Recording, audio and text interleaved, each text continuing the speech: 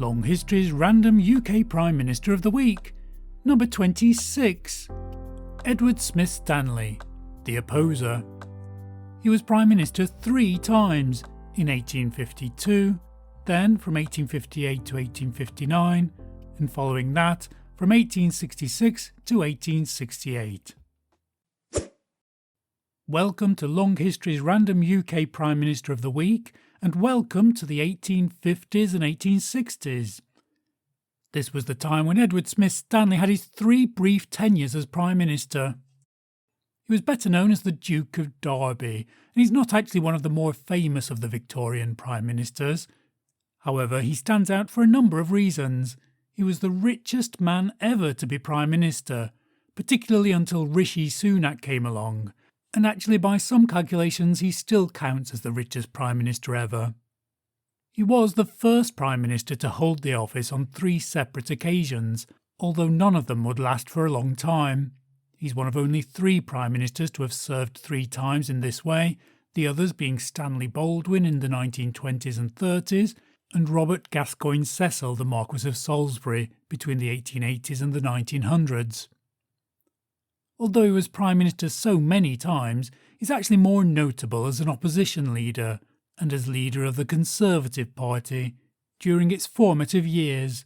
At 22 years, he's the longest-lasting leader of the Conservative Party. He was Conservative with a small and a big C, as they say, but he wasn't just an opposition party leader. Given his strong aristocratic background, it could be assumed that he would oppose the electoral reforms of the era, but in that particular case he was firmly on the side of reform. What was Edward Smith-Stanley like? Like quite a few Prime Ministers actually, Smith-Stanley was said to be a very talented man in his youth, but someone who didn't quite fulfil that early potential. It was taken as read by some that he would become Prime Minister, but although he did somehow manage to make it into the top job, the collective brevity of his time in office, 3 3/4 years altogether, and the fact that his 3 terms in office were so spread out, meant that he didn't have one significant premiership, and somehow was and is overshadowed by more famous Prime Ministers of the era. One commentator noted that he was a great debater, while another says he was a pragmatist and a moderate, so it's difficult actually to pin down any personality. Certainly there seem to be no standout eccentricities here. It's been noted that although he was a great debater, the other side often seemed to end up winning despite his valiant efforts. This is perhaps summed up in that fact that he's the longest-serving Conservative Party leader of all time. Perhaps his greatest quality, ultimately, was an ability to oppose. Edward Smith-Stanley inherited the title of Earl of Derby in 1851, and the fortune that went with it. This happened when his father died just before he became Prime Minister for the first time. And there is a sense that he would have been very much against my referring to him as Edward Smith-Stanley. Titles, please. He has been known as the father of the Conservative Party due to that long time as its leader. The clue is in the name of the party. He was a very conservative man. Why would he want to conserve the status quo? Well, quite possibly because, as we've stated, he was one of the richest men ever to be Prime Minister, with a fortune worth well over 870 million in today's money, and it was old money, as we will see in more detail when we look at his background. The word patrician has been used of his style of leadership, and as an aristocrat, Smith-Stanley had the luxury of being slightly above politics, and as such has been said to be, if we put it in negative terms, unprincipled.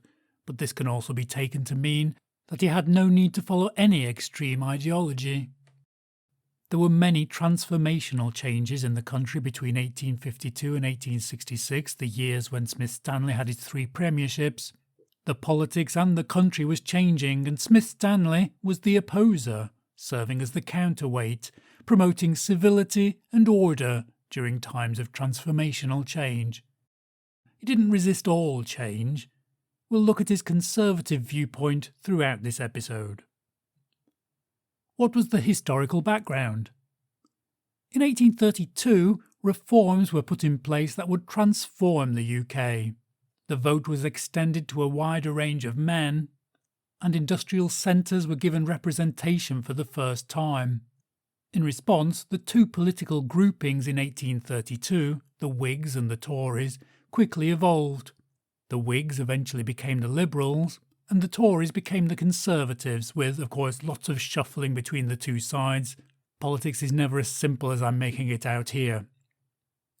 Queen Victoria, in the meantime, was crowned in 1837, so by the time Smith-Stanley entered office, the Victorian era was well underway. This was also the Dickensian era, with the author writing some of his best-known works during these years, including David Copperfield, Bleak House, and A Tale of Two Cities. One poisonous political legacy inherited by Smith-Stanley was the Corn Laws. These laws involved tariffs on trade in certain grains and other food, a situation which aggravated food shortages at the time, one consequence being the exacerbation of a famine in Ireland. Smith-Stanley entered office as Prime Minister just after these laws were abolished. The Indian Mutiny began in 1857 and was a live issue during Smith-Stanley's premiership. The Crimean War took place in the 1850s between two of Smith-Stanley's tenures. Between the 1851 census and the 1871 census, the population of England, Scotland and Wales increased from 21,121,000 to 26,072,000. What was happening in the US at the time? The American Civil War ended in 1865, just before Smith-Stanley's third time as Prime Minister. He was in office when Millard Fillmore, James Buchanan and Andrew Johnson were presidents. He was actually in opposition when Abraham Lincoln was assassinated. Minnesota entered the Union in May 1858 during Smith-Stanley's second time in office, while Nebraska became a state during his third time in the top job. Who could vote in those years? Smith-Stanley was Premier during that key era of electoral reform between 1832 and 1867. The 1832 reforms widened electoral participation from the landed gentry and aristocrats to include, for example, small landowners, businessmen, farmers and householders who paid £10 or more per year in rent. The 1867 reforms extended those rights to men who were skilled workers and renters who paid £7 a year. That second set of reforms effectively gave working-class men, albeit only some, the ability to vote for the first time.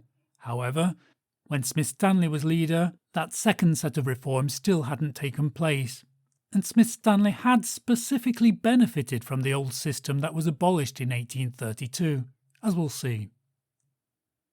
What was Smith-Stanley's background? There have been many aristocratic prime ministers, but Edward Smith-Stanley is one of the most aristocratic of them all. The Earls of Derby, the Stanleys, had a family tree that went back centuries. Our Smith-Stanley was born on the 29th of March 1799 at the seat of his famous family in Knowsley Hall, its grounds today being the site of the famous tourist attraction known as Knowsley Safari Park. He was one of the 3 prime ministers from Lancashire in the northwest of England to hold office during the Victorian era, reflecting the area's boom during those years, although he was by far the most aristocratic of the 3, Robert Peel and William Gladstone being the other 2, although definitions of Lancashire have evolved over time. Like 19 other prime ministers, he went to Eton, and like 30 other prime ministers, he went to Oxford University, so he had a very establishment education. Smith-Stanley entered politics when his grandfather bought him a so-called rotten borough. These boroughs had very few voters and so could be bought by influencing the few people who decided who would become their MP. This was the system that would disappear with those 1832 reforms, which Smith-Stanley had a large part in pushing through, even though he had directly benefited from the old system. At that time he was part of the more progressive Whig grouping in politics. Only 2 years later, however, he resigned from the Whigs, feeling that they were becoming too extreme.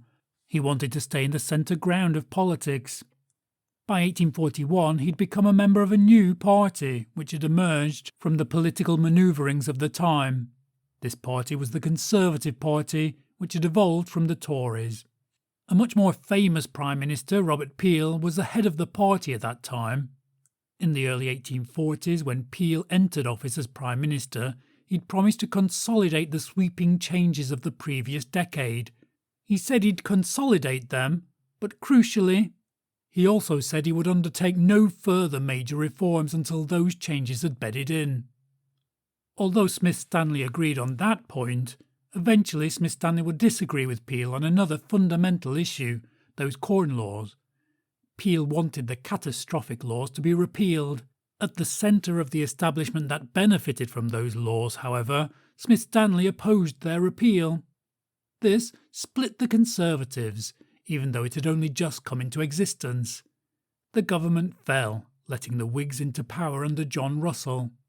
No longer Prime Minister, Peel split away from the Conservatives in 1846 into a grouping known for a while as the Peelites.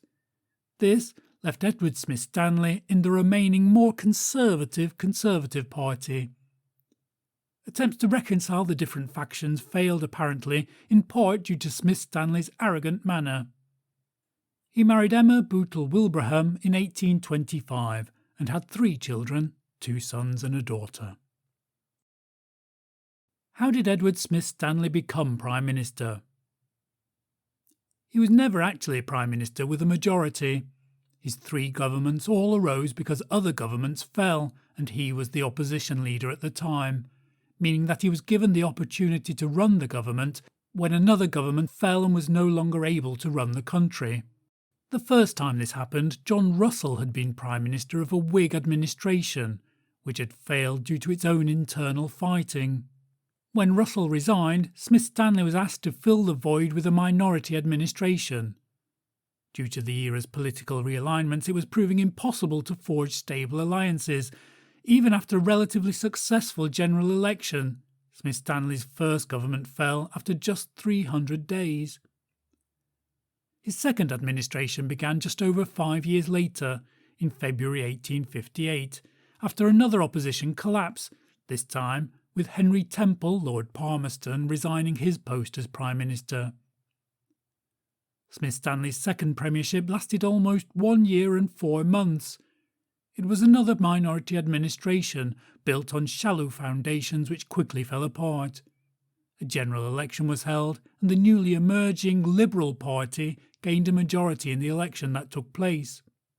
Smith-Stanley refused to give up leadership of the Conservatives, apparently because he disliked his obvious successor Benjamin Disraeli so much. So he diligently stayed on as leader and returned to office as Prime Minister for the last time 7 years later, in June 1865, after the collapse of yet another government. This time John Russell had become Prime Minister again after Henry Temple, Lord Palmerston, had died during his stint in office. But this was another weak administration. It collapsed, giving Smith-Stanley another premiership. This was Smith-Stanley's longest term in office, around 1 year and 8 months. By this time, however, Smith-Stanley himself wasn't a well man. Nevertheless, this was his most significant time in the job. What were Smith-Stanley's biggest achievements as Prime Minister? During his time as Prime Minister, Jews were permitted to become MPs, and after the Indian Mutiny, or that First War of Independence as it's also known, the British East India Company was disestablished and nationalised. This happened while Smith-Stanley was Premier, being the moment when India was, by the British, transferred to the British Crown, leading to the British directly governing India. Perhaps Smith-Stanley's most significant achievement in the UK was the pushing through of that Second Reform Act. Smith-Stanley had strongly supported the Reform Act of 1832 when he was a member of that progressive Whig Party. That party took much of the credit for those reforms, so the Conservatives decided in Smith-Stanley's third administration to push for further reforms in the hope that they would then gain the credit, even though the Liberals had fully intended to be the ones to push through the reforms. This Second Reform Act more than doubled the electorate. It was quite an unconservative leap for a Conservative party, Yet the potential political benefits were seen to be too significant to allow the other side, the Liberals, to push them through and take the credit for such inevitable reforms. Why did Smith-Stanley stop being Prime Minister? The first two times Smith-Stanley's administration fell because they never really gained any traction in the first place. They were stopgap administrations after a government had fallen. In such a situation, a general election is often called to give more clarity to who should rule, and both times the Conservatives were ultimately voted out of office. The end of Smith-Stanley's third tenure, however, came because he resigned due to illness to finally allow Benjamin Disraeli to replace him, perhaps diluting his ability to take credit for those electoral reforms that he'd helped along. He was in his late 60s by this time and would die only 18 months later. He died at that famous family seat in Knowsley. Why should we remember Edward Smith-Stanley? The capital of the Falkland Islands, Stanley, is apparently named after him, so his name is remembered if only in that fact. One thing that's not been mentioned is that Edward Smith-Stanley was key to the passage of the act that would ban slavery in the British Empire, the Slavery Abolition Act of 1833. This was during the premiership of Charles Grey, also known as Earl Grey. He was at the forefront of politics for many years during a particularly turbulent time, involving much electoral reform and the whole realignment of the political system. It sometimes forced him to be what one commentator called an unwilling rebel, for example, going against Prime Minister Peel when the latter chose to repeal the Corn Laws. He was at the centre of all this, but he doesn't particularly emerge as a strong figure. Perhaps his strong establishment background meant that he was seen as a safe pair of hands during these tumultuous times.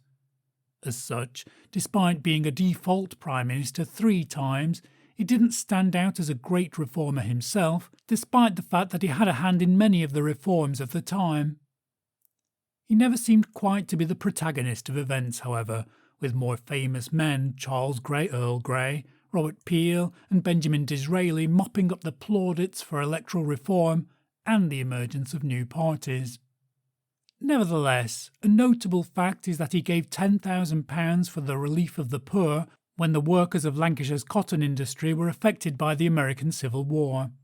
It was an enormous amount at the time, and perhaps reflects much about Smith-Stanley's stance as the Conservative, as the patrician aristocrat, someone whose wealth and power was also seen as a responsibility.